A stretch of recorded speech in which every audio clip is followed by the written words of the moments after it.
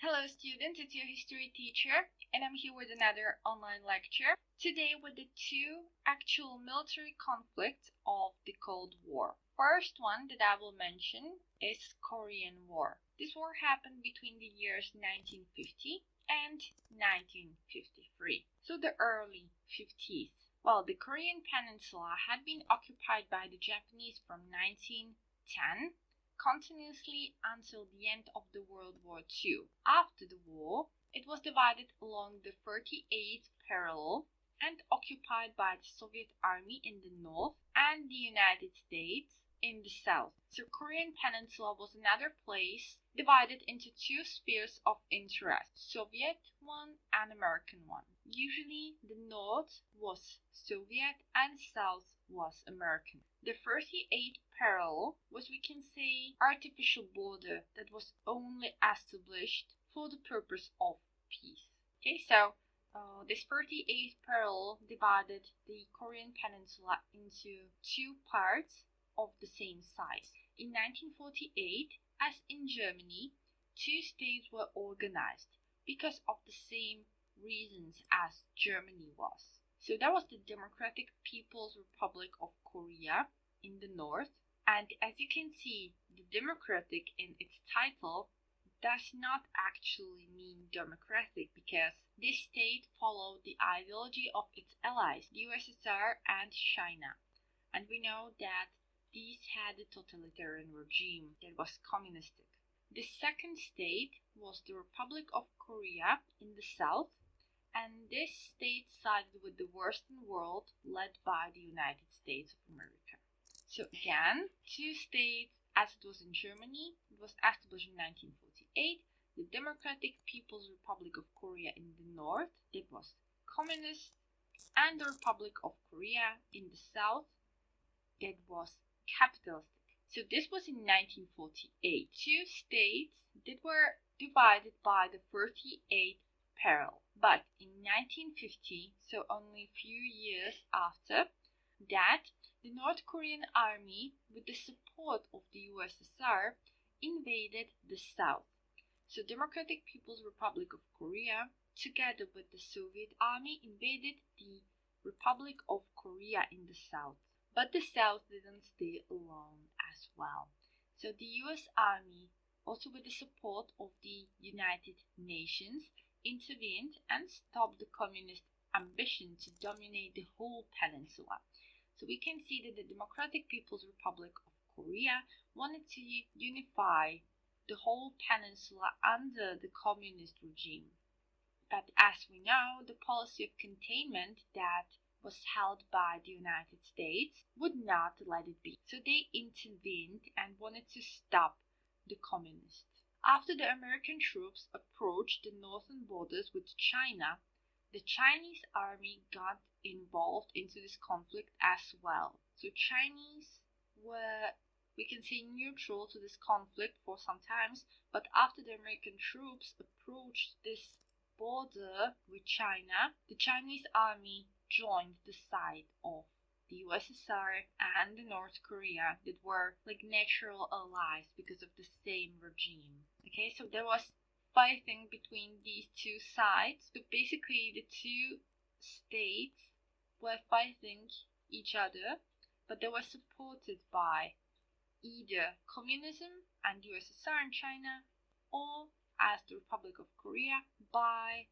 the Western world, so the United States and United Nations as well. This is why we call it the proxy war. So because these two superpowers had conflict between each other, but they were not in actual open war. So they were only supporting different sides in the conflict, as in the case of Korean War. In 1953, an armistice was signed between two Korean states, so between the Democratic People's Republic of Korea and the Republic of Korea. The border between these two states was outlined roughly the same as at the beginning of the war. So again, at the 38th parallel. The spread of communism seemed to have been stopped, what confirmed that policy of containment should be followed by the United States in the future.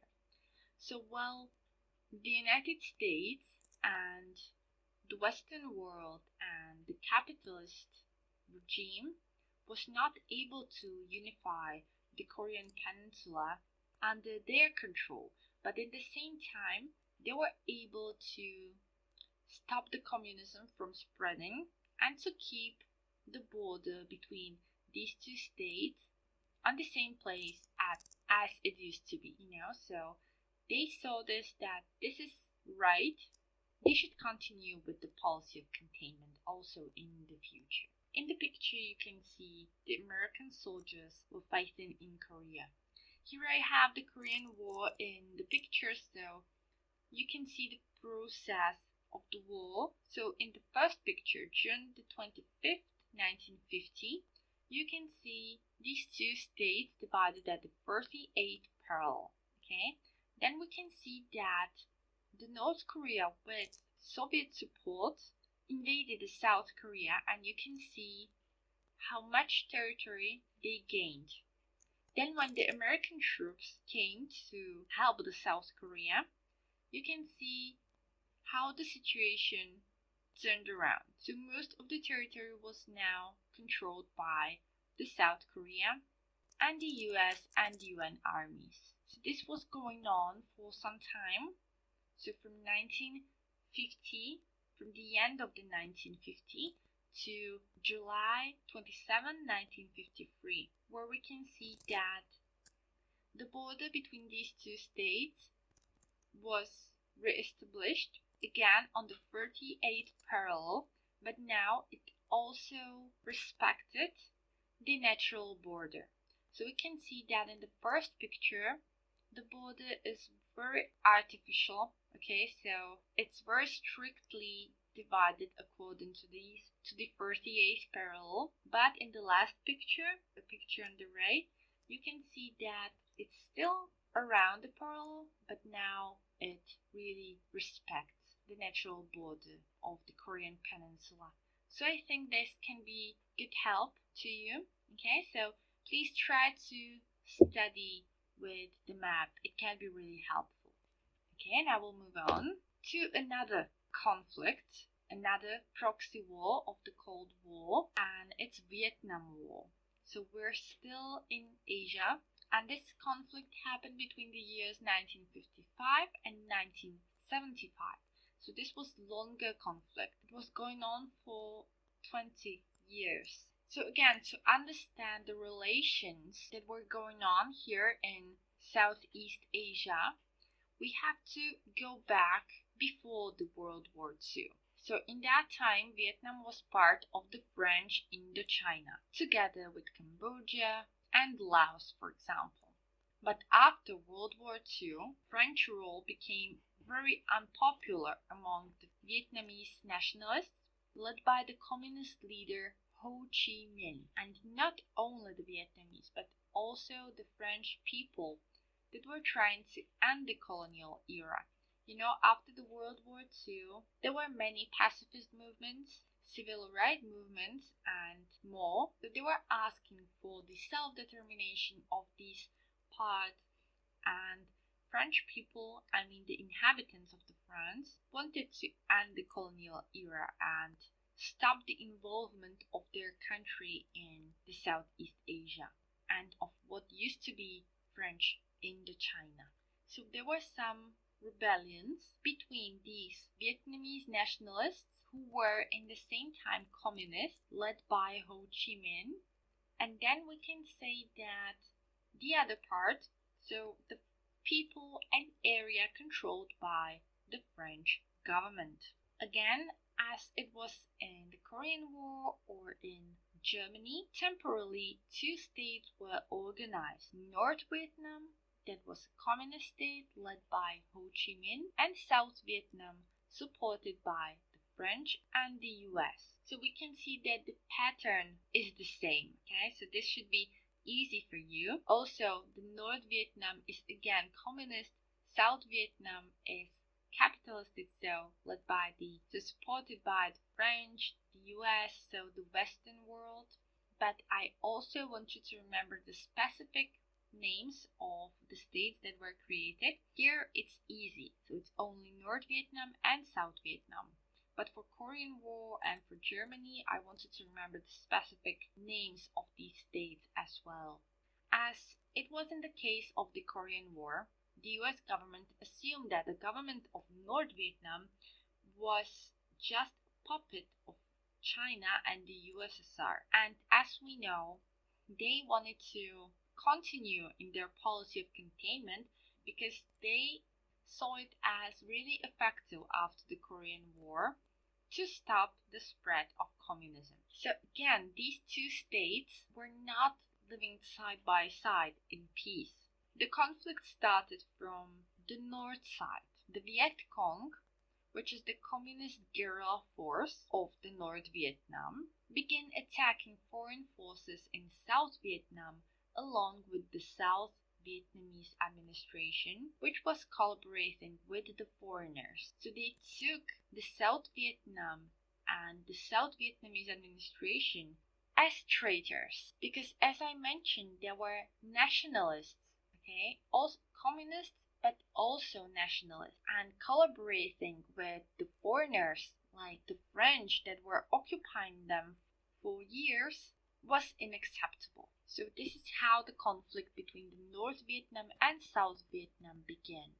The administrations of the US presidents like Dwight Eisenhower, J.F. Kennedy, and Lyndon B. Johnson supported the American military presence in Vietnam, as they were applying the policy of containment again. But even the extensive bombing of the communist-controlled North Vietnam and sending over more than 500,000 troops did not bring victory over the Viet Cong and the North Vietnamese army. Okay, because North Vietnamese army was one thing and Viet Cong, which was the guerrilla force of this communist state, were two things, okay? But they were fighting on the same side and they were both led by the North Vietnam and Ho Chi Minh. So not even the American military presence brought victory.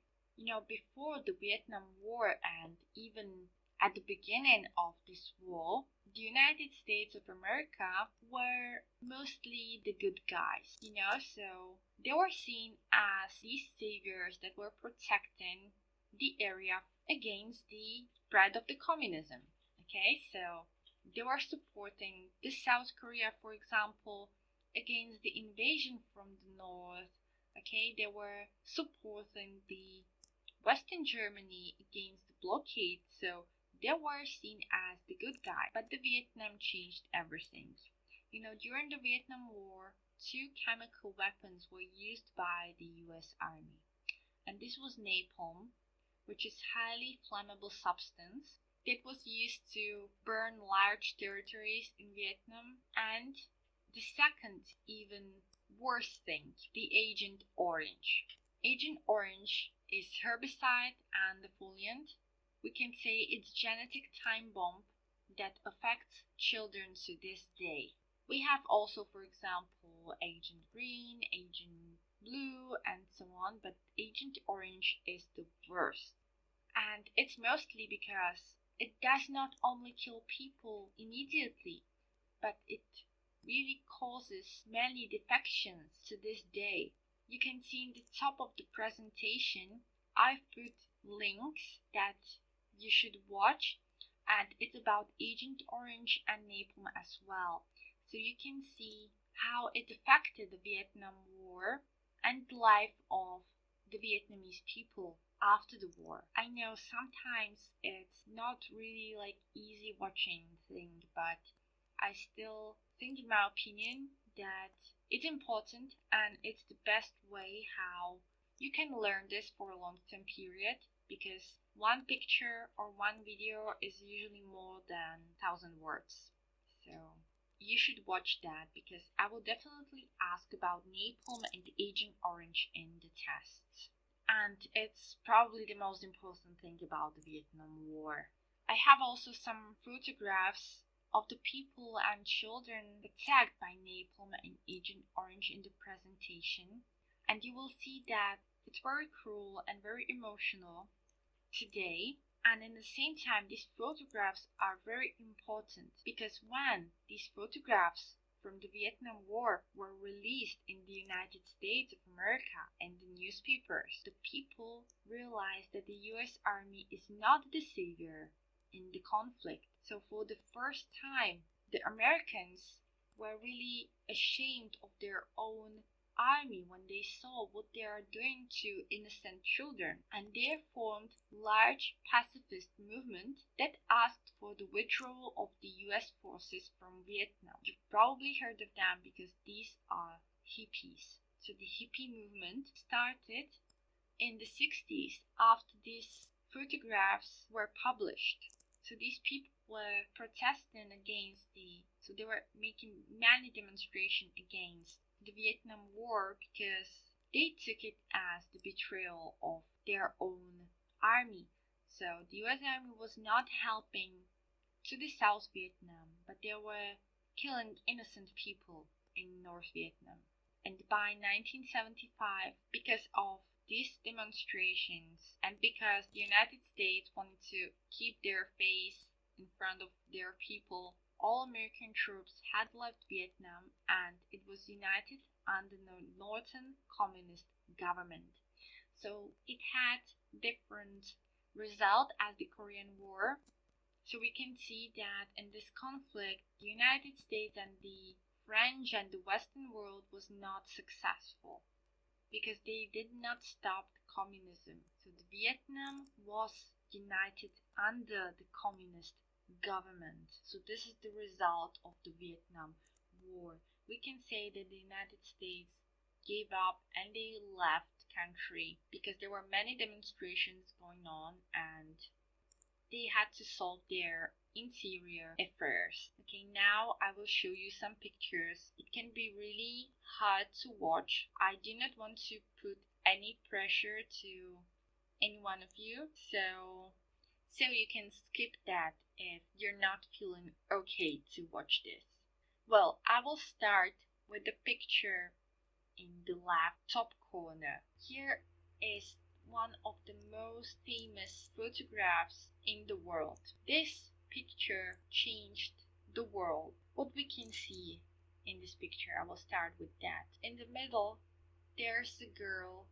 Her name is Kim Putz, and she is running from her home village that was burned by the napalm, also with another kid. Well, why she doesn't have any clothes? That's because it was burnt, also with most of her skin. This woman is alive. She is now mother or now even grandmother, and she is the United Nations activist. But in the time when this picture was made, her family members were killed by this napalm explosion. And in the link that I posted to the presentation in the previous slide, there's video about this picture and about this woman and the photograph and the photographer of this picture. So you can find out something more about it. I think very unique. The picture under Kim Put's photo, which is by the way named Napalm Girl, there's how the Vietnam War mostly looked like. So there were the helicopters, it was very different terrain for the US forces, and the Viet Cong had a superior knowledge of the land. So this was also the disadvantage of the US Army, we can see in this battle. I will move to the picture in the right on the top, and you can see the hippie movement that developed in 60s, 70s after the photos from the war were published, and you can see their banners like "End the War in Indochina, Vietnam Now," and there were many others. Probably you've seen the pictures, you maybe know some other mottos because these photos were very famous, but you maybe do not even know that they were connected to the Vietnam War. For example, there were very famous pictures when there were these hippies giving flowers to policemen. so we can say these were very iconic. And the last picture that is very disturbing are the newborns damaged by the Agent Orange. It was like that the Agent Orange was sprayed all over the Vietnamese territory, well, the northern Vietnamese territory, of course, and so it was in the water, in the fields, in the soil. So there was a huge population attacked by this chemical. And for example, when the woman that was pregnant, or not yet, but after some time she got pregnant and she gave birth, there were some of the cases that the babies were not even able to survive after they were born. You can see such examples in this picture on the right, in the bottom picture, and they were horribly damaged. So usually these children had, I don't know, like 2 heads, more hands, more legs, or less, okay, or different shapes of body, so different shapes of head. These babies did not even look like human babies. Some of these children had luck that they were able to survive, but still were really badly damaged. But they were able to live because they maintained stability in all of their physical function. I know it's very disturbing, and I'm sorry to let you watch things like that, but it's not usually in the history textbooks, but it happened. It's still affecting these people, and I think it's important. So that's it, and I will go back. What you need to know from this topic is that Korean War was between years 1950 and 1953. The 1953 is the year when Stalin died, and that the Korean Peninsula was, after the World War II, divided along the 38th parallel, occupied by the Soviet Army in the north, US Army in the south. So there were 2 states organized: Democratic People's Republic of Korea and the Republic of Korea. Remember these states. The North Korean Army, with the support of the USSR, invaded the south in the 1950s. After this, the US Army, with the support of the UN, intervened to stop the communist ambition to dominate the whole Korean peninsula. The Chinese got involved too after the American troops approached the northern borders between Korea and China. In 1953, an armistice between these 2 Korean states was signed, and the border between them was almost the same as at the beginning of the war. Only at the beginning of the war it was very artificial border, and after the Korean War it at least respected the natural border.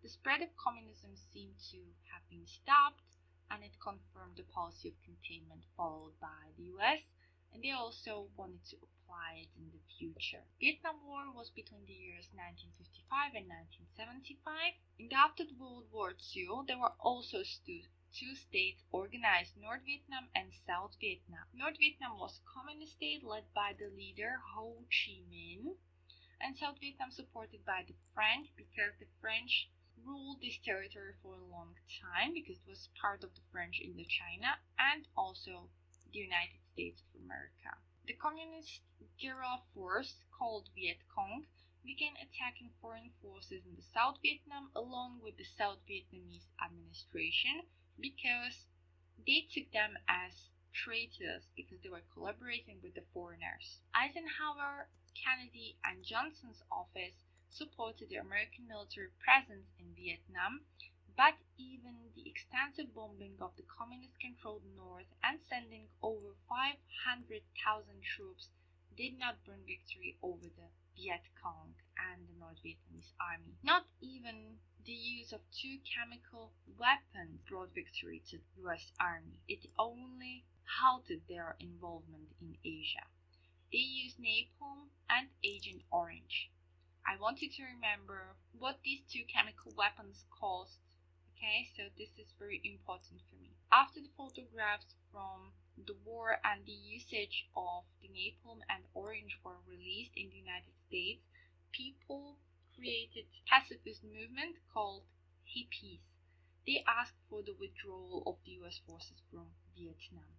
By 1975, all American troops had left Vietnam and it was united under the Northern Communist government, so the US failed to stop the communism in Vietnam. That's it. So I want you to ask to study on regular basis, and if you have any problem, please contact me. So until the next online lecture, bye.